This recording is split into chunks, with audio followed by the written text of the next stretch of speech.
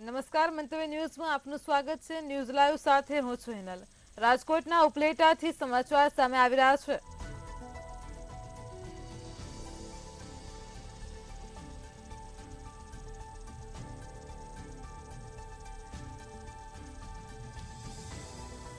આદિવાસી સમાજની મહિલાને અપશબ્દો બોલવા બાબતે ફરિયાદનો મામલો સામે આવી રહ્યો છે।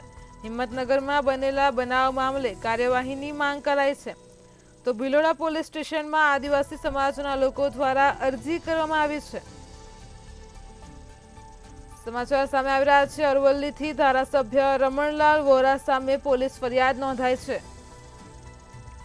તો ભિલોડા પોલીસ સ્ટેશનમાં આદિવાસી સમાજના લોકો દ્વારા અરજી કરવામાં આવી છે। આદિવાસી સમાજની મહિલાને અપશબ્દ બોલવા બાબતે ફરિયાદ પણ નોંધાઈ છે। તો હિંમતનગરમાં બનેલા બનાવ મામલે કાર્યવાહીની માંગ સામે આવી રહી છે।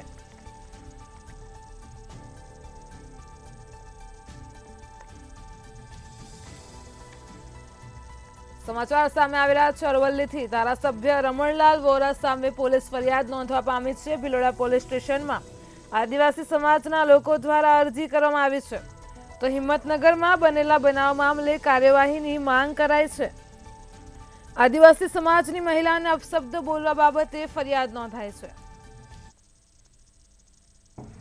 અને ખૂબ જે હિંમતનગરમાં બનાવ બન્યો એ બાબતે ખૂબ દુઃખની લાગણી વ્યક્ત કરવાઈ અને સમાજનું અપમાન સહન ન થતાં જાગૃત યુવાનોએ ભિલોડા પોલીસ સ્ટેશનમાં આજે લેખિત ફરિયાદ આપી છે।